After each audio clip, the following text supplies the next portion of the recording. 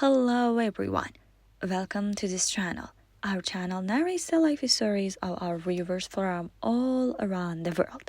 To protect individuals' privacy, names are sometimes altered in these stories. While living at my father's house, I struggled with problems that left me with no choice but to separate from my family. The simplicity of my family and scheming individuals around us led to a rift between us. We were a small family of 4. My father was wealthy and we had no financial problems. Whatever we wanted was provided for us. However, there were people who plotted against my father's assets.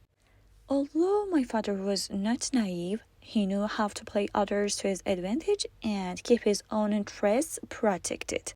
My memories from my childhood are vague, but I recall that initially, we were a happy family and my parents had a good relationship. However, gradually their bonds faded. This did not happen without reason. One day, when my younger aunt came to our house and sat me next to herself, she complained to my father about her husband. While my mother placed a cup of tea on the table, she sympathized with my aunt and expressed her regret. My mom was a committed and honorable woman. She always helped her sisters when they needed it. However, my younger aunt, by some accounts, became quite demanding. Sometimes, even though I was young, I felt she came only to extract money from my family. She borrowed money under the guise of a loan but never repaid it. Similarly, other members of my maternal family did the same, and this became increasingly bothersome to my mother. My father was indifferent to the situation, which led to arguments between them. My mom was not upset about helping her family, but was displeased with their exploitation of her kindness. My maternal family's financial situation was not great. In contrast, my paternal family members were shareholders and had good jobs. My father worked in a significant government position, and his words carried a lot of weight. He was so important that he was not allowed to disclose his job title, and most people were unaware of what he did. One day, when my aunt came again seeking money, she had her family sat across from us, and she requested a large sum for her husband's work, promising to repay it by the end of the year. Initially, my mother would just acknowledge her request, and my father would support her. However, my mother eventually changed and remained silent. That night, before my aunt finished speaking, my mother jokingly said, "Well, not like you paid back the previous ones." My aunt was very upset, and her husband was no less irritated. My father gave my mother a disapproving look, but that night my mother was the only one with a smile on her face. Due to my mother's somehow inappropriate remark, my father supported my aunt's request. But since it was a large sum, he couldn't pay it all at once. My mom remained silent throughout the event, and as soon as my aunt and her husband left, the arguments began. After that, my aunt stopped coming to us for money, though she frequently visited our home. Overall, she did not cut off contact with us. However, the argument between my mother and my father caused a growing distance between them. Both were introverted and proud individuals who, after each argument, were unwilling to make amends. After every dispute, they wouldn't even greet each other for several days. When other people saw that my mother was upset and throwing various remarks, they stopped directly borrowing from us. However, from what I overheard of my father's phone conversations, he was still in contact with many people behind my mother's back. The only unresolved issue was the cold relationship between my parents, which was unsettling for me as their only daughter because I received no affection from them and was constantly caught in their conflicts and cold behavior. Years passed, and nothing improved in our family. My father tried hard to mend his relationship with my mother. He bought her flowers and joked with her, But honestly, my mother's reactions were still cold and unresponsive. For someone like my father, who was very strict, such reactions felt like an insult. My mother seemed indifferent to his efforts, as if she had become accustomed to it. Lack of communication, frowning, and even indifference had become habitual for her. Despite this, my father did not show it much and remained calm. Gradually, my father also became tired of showing affection, as he found it painful to give love without receiving anything in return. I could tell from his behavior. Whenever my father tried to organize a family trip, my mother would object and firmly say, "You three go, without me, I'm not coming." The only reason was that she didn't want to be away from the city for too long and found long trips exhausting. My mother had many mood swings, and this was not the first time. Her irritability had increased, which I honestly believe was due to the events that had happened. My father, when it came to disputes over money, would resort to physical violence and hit my mother. It's impossible to ignore the past. My mother had changed because of the suffering she had endured. Over time, my father also changed. His behavior towards my mother shifted, and they began to resemble each other. It was impossible to assign blame to just one person. Both had their faults. My mother became more reclusive, while my father's behavior grew worse. Around late autumn, past midnight, we were all worried about my father. He usually came home early, but he was extremely late that night. My mother was anxious, repeatedly checking the time until my father finally arrived home with a deceived appearance and his shirt buttons undone. I expected an argument between them and hoped my mother would confront him about his lateness, but she behaved very passively and went to their room without any word.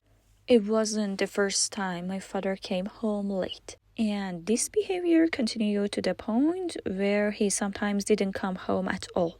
My mother had become accustomed to it. One day, when my mother and brother went shopping, I stayed at home alone.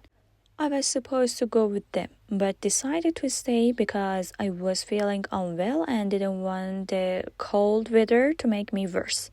After shopping, we were supposed to go to my grandmother's house, but that plan was cancelled due to my illness.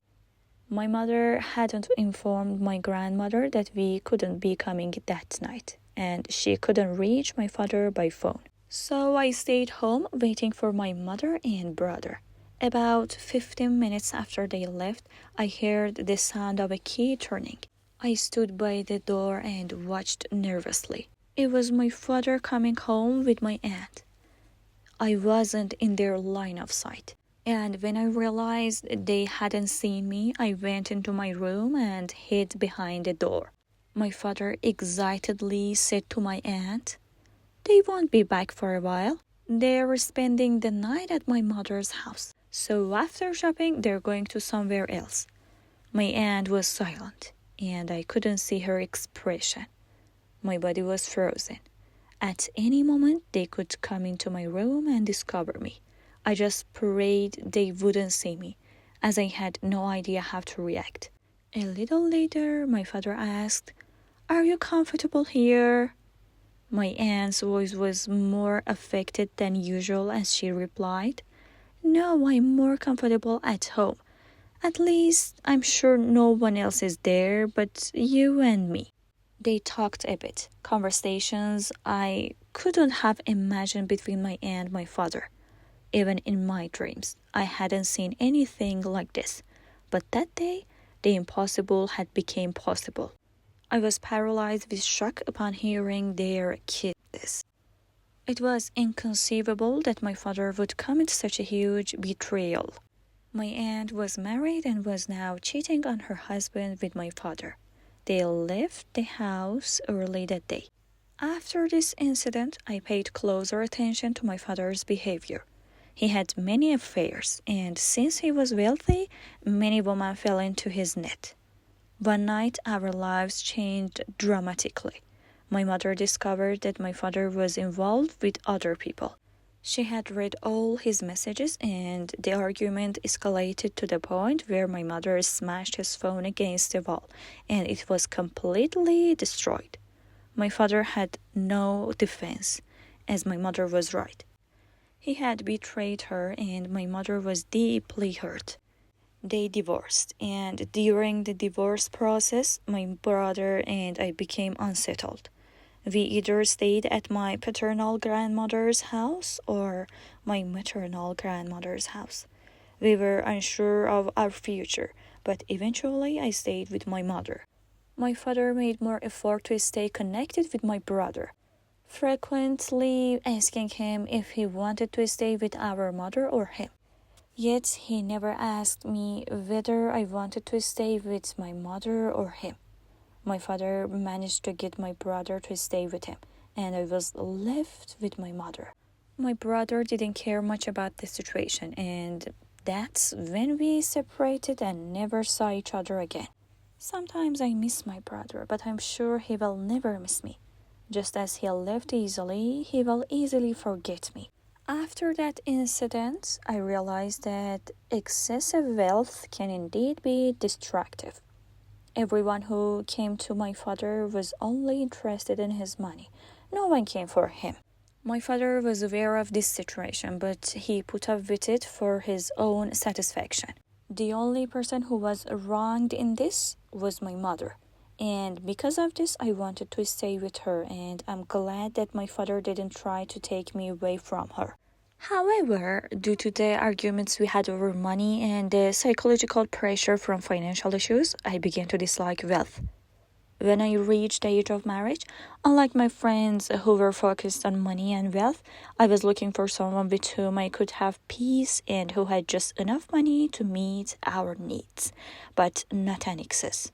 I wanted a simple family with a moderate lifestyle, a warm and genuine atmosphere, where people came together not just for money but truly cared for each other.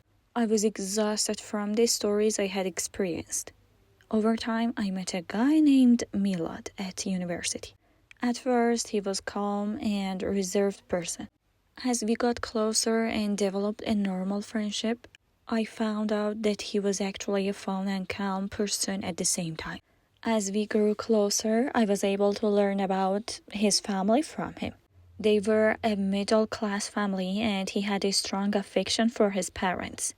He would talk about their family traditions and the warmth among his family members, which was very strange and beautiful to me.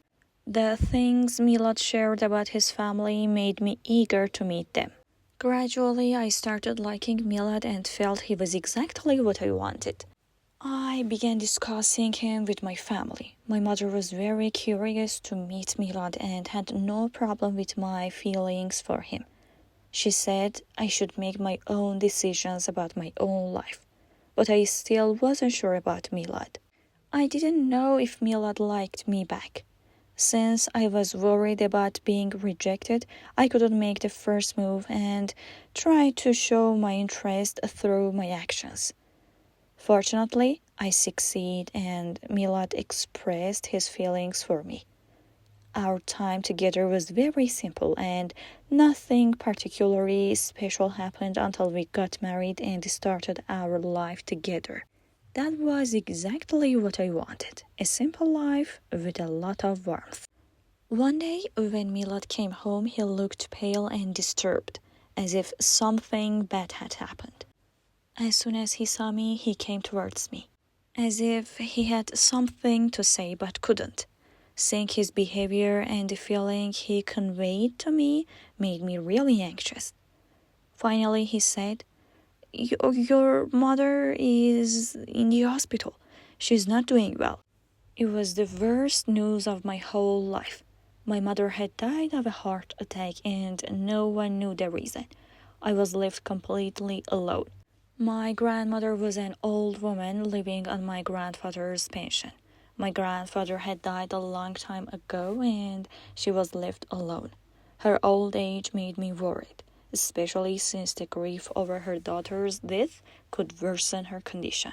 I went through a tough time. A few months after my mother's death, my grandmother passed away. I lost everyone one by one, and the only person left for me was Milad. Sometimes I thought that without Milad I would have become homeless, as I had nothing left from my family. My father had not left anything in our names, and my mother's kindness had forgiven his cruelty. No one cared about me. The only thing I had was my grandfather's small and dilapidated house. Milad, for my sake, didn't let us move to my grandmother's house, as it would remind me of painful memories. Instead, we stayed in our rented home. Several years had passed since our marriage, and nothing had changed between us. Instead, we had gained something new, a baby boy.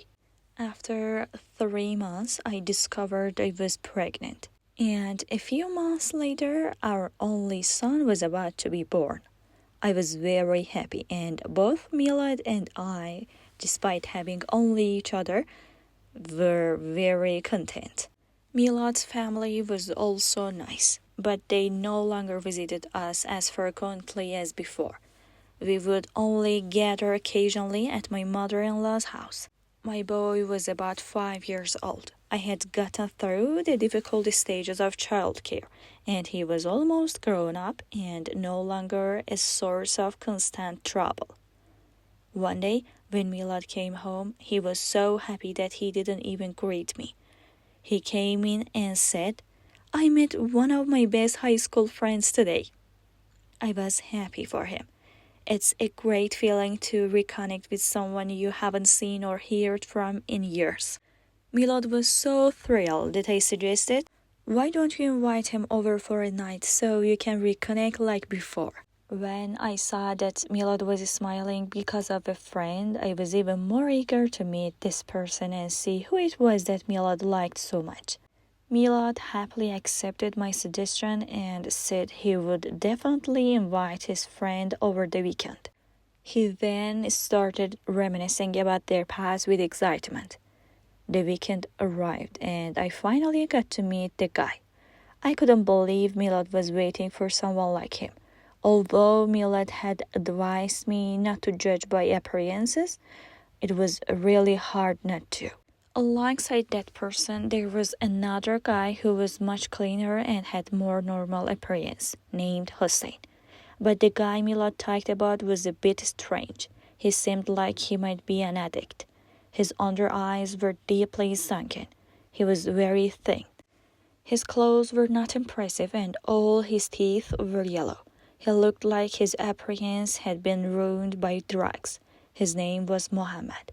In contrast, Hussein was very clean and had a fit physique. That night, I didn't like Mohammed at all, but it seemed Milad had no problem with him. When they left, I told Milad, "Wasn't your friend Mohammed a bit strange?" He thought for a moment and then confirmed. "Yes, actually, Hussein said he's become an addict." I was really worried. I didn't want someone addicted to drugs coming in and out of our home. I immediately said we should cut ties with him, but Milad said he wouldn't contact him anymore. But if Mohammed came to him, he wouldn't be able to turn him away. I managed to convince him that this friend was not good for him and that he should keep his distance as much as possible. Several days passed, and one night Hussein came to our home. I liked Hussein. He had a healthy friendship with Milad and was a thoughtful person. It was clear he had better manners than Milad himself. I was able to connect with Hussein better than with Mohammed, and gradually Hussein started coming to our house more frequently. He was single and often visited us. I had no problem with Hussein being around, but Mohammed was completely out of place in our family. Unfortunately, after a while, Mohammed came back to our home and maintained his relationship with Milad. I couldn't stop Milad from keeping in touch with his friend, and he didn't want to ruin their relationship over this issue. Since Milad was logical and trustworthy, I didn't push the matter further. But Hussein, whenever he came over, would advise Milad to distance himself from Muhammad. One night, while Milad was in the bathroom, Hussein came into the kitchen and seriously talked to me saying, "Be careful with your husband. Muhammad is not a good person." Muhammad's presence in our home increased, and I even felt that Milad had become closer to Muhammad and often invited him over. This made me anxious. One day, I asked Milad to end his relationship with Muhammad, or at least reduce it. But contrary to my expectations, he became angry and said, "Can you stop being so critical? He's my friend. I know you're worried, but it's not necessary. I'm keeping an eye on everything, and I won't let anything happen." It was the first time Milad spoke to me angrily. I stopped arguing and couldn't prevent him from seeing Muhammad.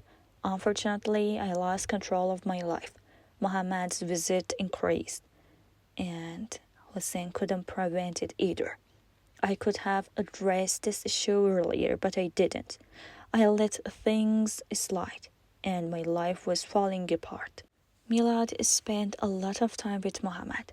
Besides meeting at each other's homes, they would also meet outside. I was destroying my love with my own hands. One day, when my son and I went shopping, I asked him to keep an eye on the house as I wouldn't be back until evening. I went shopping and felt increasingly anxious about the house. Eventually, I was so worried that I returned home earlier. I had told Milad I wouldn't bring the key, but I had it in the bottom of my bag, and I unlocked the door to get home sooner. When I opened the door and saw Muhammad in our home, my heart stopped.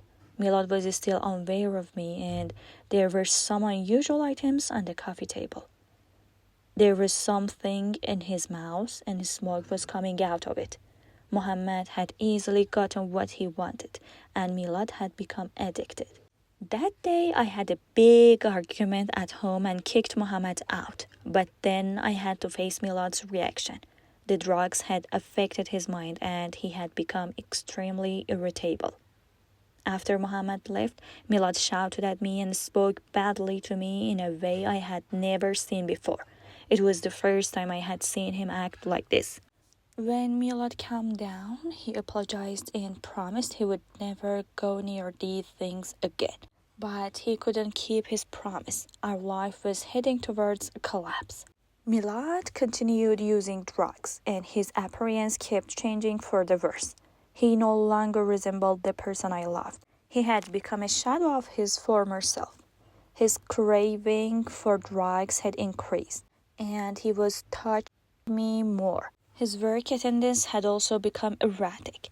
For many years, I dealt with his condition, and he would quit drugs temporarily, but then return to them. The situation became tiresome, and Milad's promises were empty. He would say he was quitting, and he would quit, but then he would go back to drugs. Our financial situation was getting worse, and my son was growing up. He had reached the age of 14, and seeing his father in such a state was not good for his mental health. Milad had become unbearable for me. The drugs had also affected his mind, and he had become irritable. The last straw was when he had a fight with the landlord over overdue rent. And the landlord said if we didn't pay by the end of the month, he would throw our belongings out. By the end of the month, I couldn't endure living with Milad any longer. It was also not good for my child.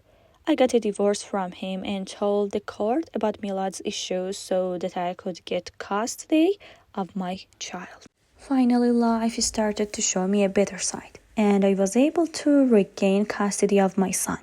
After that, I went to work and was struggling with my expenses. The only house I had was my grandmother's old house, which was in very poor condition but better than nothing. We managed to stay together, but it was really tough for me. I was still in touch with Hussein and complained about Milad. During the time I was alone, Hussein would talk to me, and his presence gave me a sense of security, as if I finally had someone to talk to. My relationship with Hossein was going well and he was helping me a lot, but sometimes I didn't like the way he looked at me. One night when I had invited him to our home, he was wearing black clothes and looked very attractive. As we were calmly having dinner together, I felt his eyes lingering on my neckline. I adjusted my clothes and covered that part to hide it from his view, but he kept looking at me. I didn't like his gaze. I didn't expect him to change so suddenly. He was not like this at all, and this behavior was very unlike him. But that night he had an unsettling gaze. After that night, I tried not to be too friendly with him. Responded less to his messages and didn't answer his calls so he wouldn't contact me anymore. I didn't invite him to our home anymore and just focused on my life. Going to work, taking care of the child, and cooking was very hard. I couldn't handle my life. The workload was overwhelming and I had no one to support me. And my child had just turned 15. One night I was so exhausted and unwell that I couldn't avoid talking to Hossein. I needed to talk to someone and the only person I had was Hossein. I just wanted to talk to someone and Hossein was there for me. I messaged him and told him about my situation. He, as always, talked to me and tried to help me calm down. But I was under a lot of pressure and didn't feel at ease about my life. I told him that I felt a bigger problem was coming in the future and I wouldn't be able to fix it. But he tried to calm me down and I was really grateful to him. Suddenly he continued the conversation and said, "Is the only problem that work is hard for you?" Of course work had its benefits, but not a job where I left in the morning and come back late at night. I told him that I liked working because I needed it, but working from morning till night was tough, and it left me with no energy. He said, "I have a job offer for you. You don't need to go anywhere. You can do it from home. The salary is double what you're making now." I was very happy. I thought if he had such a job, why didn't he tell me about it sooner? I said I would do it no matter what. But the moment he made his proposal, all my happiness disappeared. He wanted me to stay in touch with him every few days.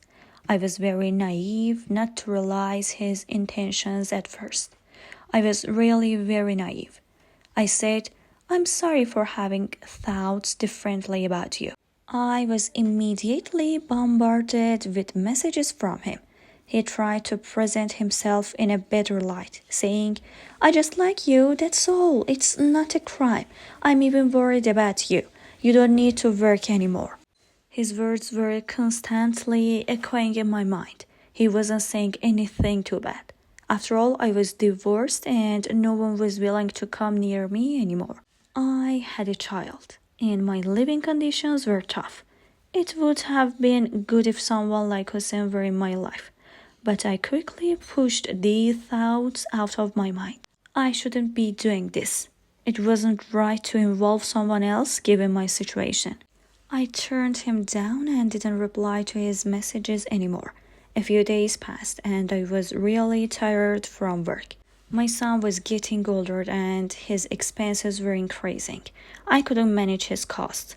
In the end, I had to message Hossein again.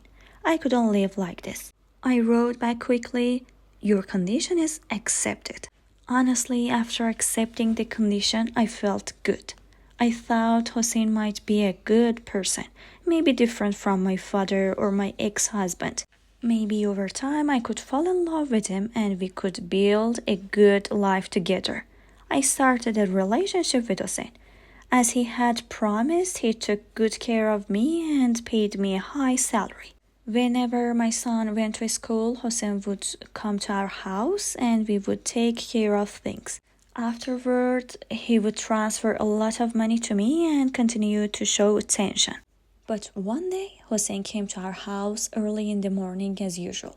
We couldn't do anything in my son's presence. After all, he was my child, and if he saw these scenes, it would be upsetting.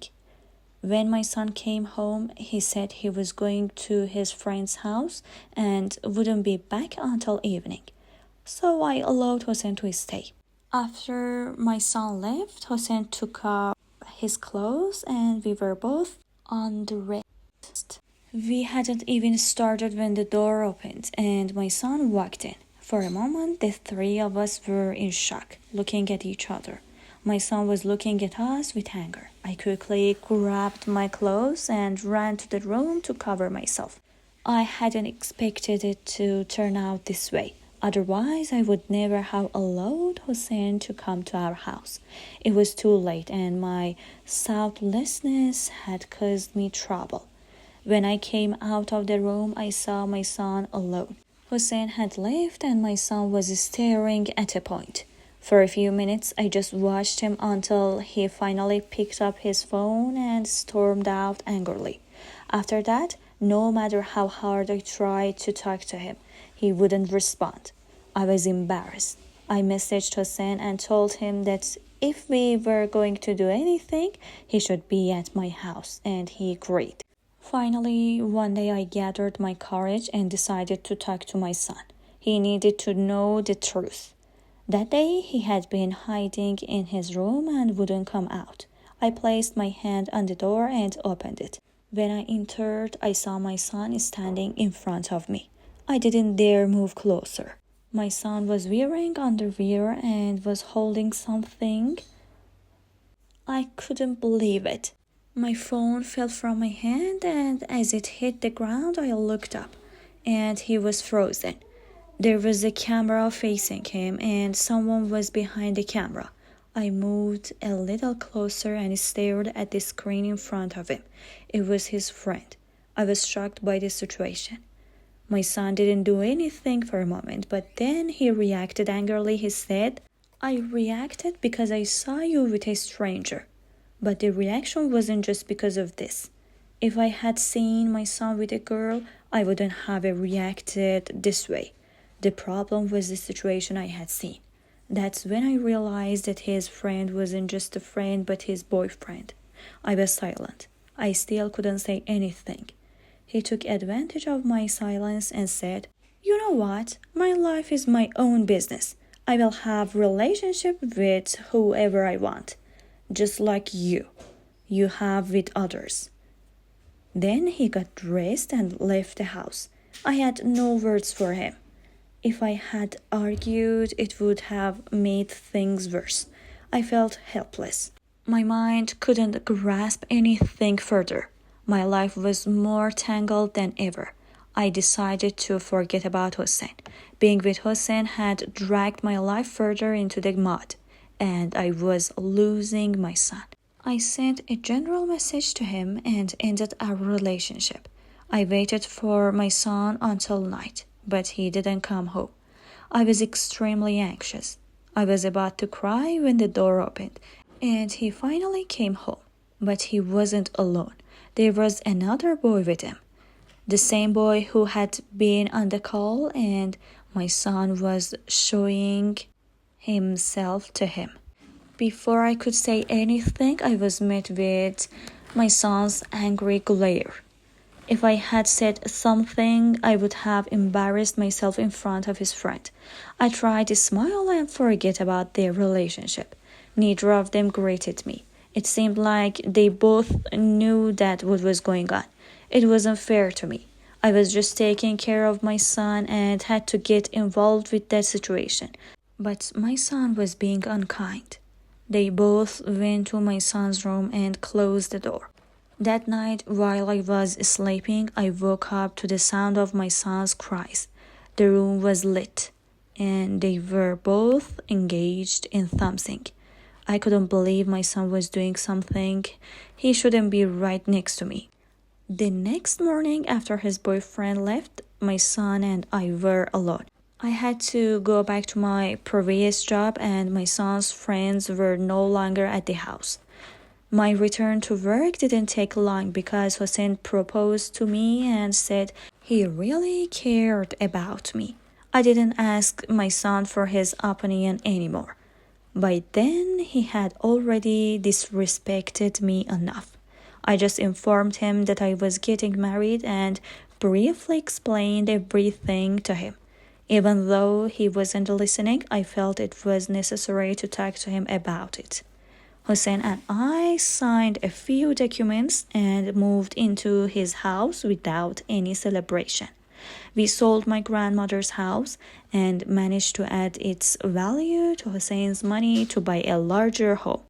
Although Hussein was financially stable, the house was very expensive. My son continued with his activities for a while, but gradually, as he grew older, he left those activities behind. He even became closer to me and talked to me much more than before. In the early days of Hussein being in our lives, my son didn't like him much, but he soon realized that Hussein was not as he had initially thought and that he had misjudged him from the start. Eventually, my son improved and I no longer saw him having a relationship with people of his own gender. He talked more with girls and even spoke highly of the girls from his university. We became a better family together and none of us knew that one day the three of us would be gathered like this.